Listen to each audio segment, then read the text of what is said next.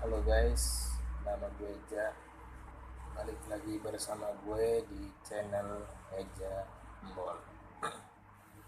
Oke guys, jadi pada kesempatan kali ini gue akan bercerita sedikit mengenai berita yang sangat viral di media sosial, baik itu di TikTok maupun YouTube atau FYP Facebook, mengenai berita yang sangat menghebohkan warga Filipina tentang penemuan seorang mayat berjenis kelamin wanita yang kurang lebih berusia 17 tahun dengan nama Christine Silawan. Dan sebelum gue lanjut bercerita mengenai berita ini, sebelumnya jangan lupa tekan tombol subscribe di bawah dan jangan lupa untuk nyalakan lonceng notifikasinya agar gue lebih bersemangat lagi untuk menghibur kalian semua. Oke, mari kita masuk ke ceritanya. Jadi, kasus ini bermula saat korban bernama Christine Silawan berpamitan kepada ibunya untuk pergi ke sebuah gereja, dan di sini korban termasuk orang yang sangat dekat dengan agama dan termasuk aktivis gereja pula. Menjelang malam hari, si Christine ini tidak kunjung pulang ke rumahnya, dan hal ini membuat ibu Christine merasa panik dan cemas. Dan karena sang ibu merasa sangat khawatir, sang ibu pun mulai melaporkan hal ini kepada pihak kepolisian bahwa anaknya yang bernama Christine tidak kunjung kembali pulang ke rumah selama 1 hari.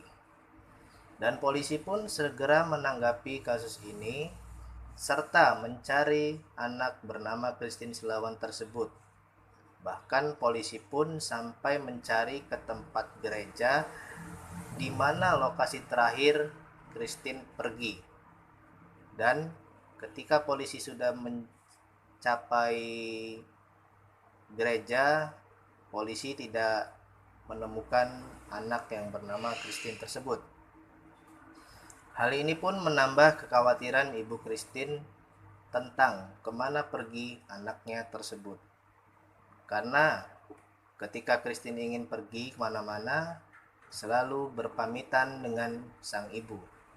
Lalu, kemudian polisi pun kembali serius menanggapi kasus ini. Dan kemudian sampailah di hari berikutnya. Terdengar kabar bahwa telah ditemukannya seorang mayat perempuan di lapangan Sitio Mahayahai.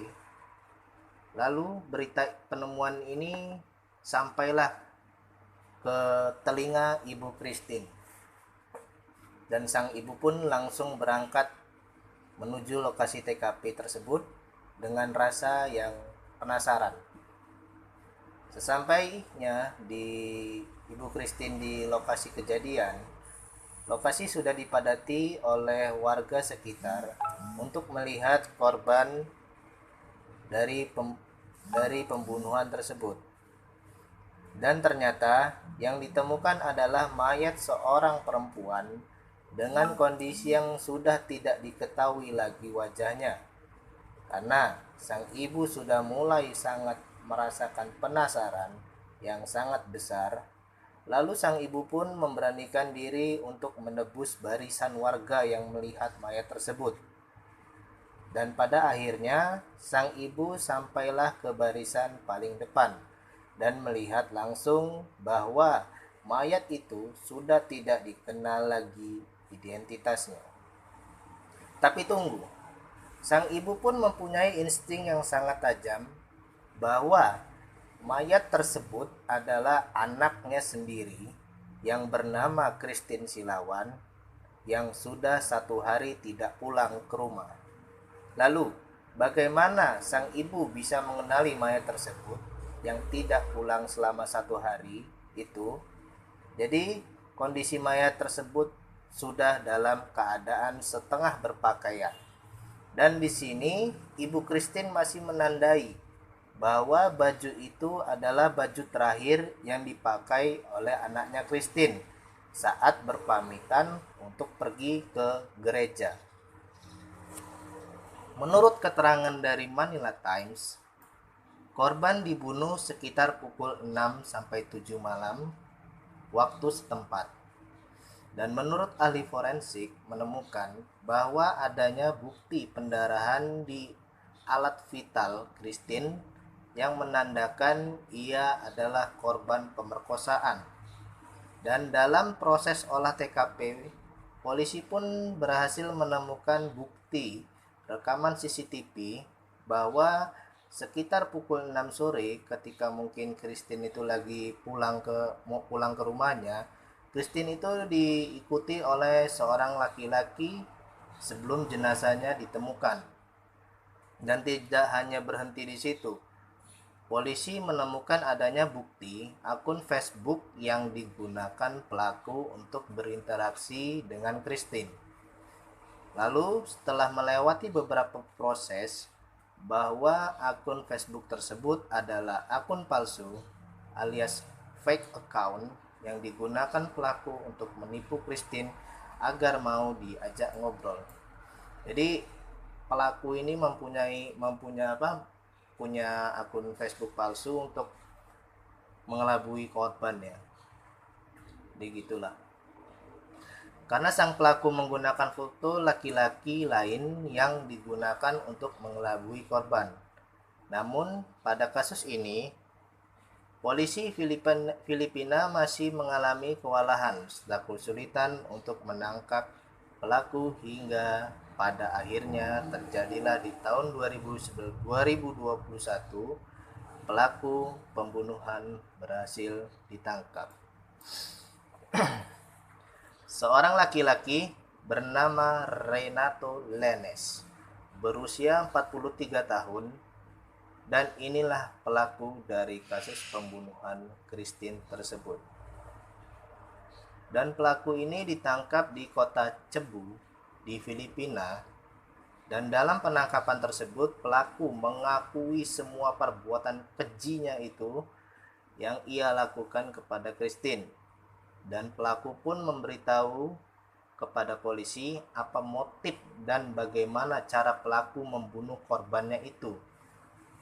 Lalu pelaku mengakui alasan kenapa dia menggunakan akun Facebook palsunya dengan alasan agar Christine tertarik padanya.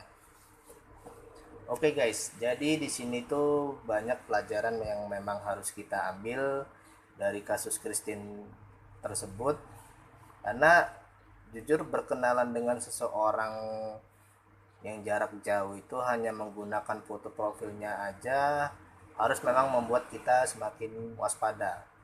Kita nggak tahu itu foto asli apa bukan, karena sekarang ini sangat mudah sekali untuk berkenalan dengan seseorang menggunakan aplikasi baik itu Facebook, Instagram atau yang lainnya, dan kita memang harus selalu waspada sejak dini supaya kita semua terhindar dari hal-hal yang tidak kita inginkan. Karena kita tahu dengan siapa kita berkenalan, apakah memang benar itu fotonya real apa enggak gitu loh dengan aslinya. Dan bisa aja mungkin ketika kita nih seorang lelaki nih, mau laki apa perempuan terserah ya, lagi berkenalan dengan seseorang di luar sana, mungkin dia cowok gitu, nggak taunya kapan kita jumpai dia cewek gitu, atau sebaliknya mungkin lah ya. Jadi dalam kasus ini pelaku mengakui bahwa ia bertemu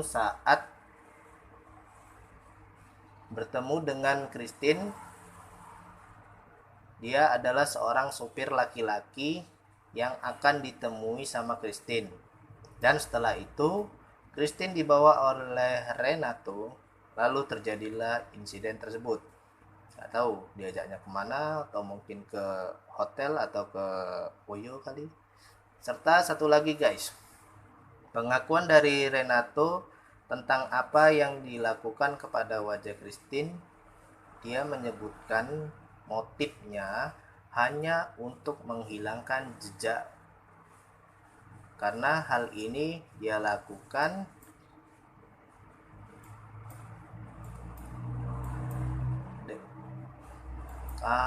terinspirasi dari Momo Challenge yang mungkin pernah viral lah di tahun 2019.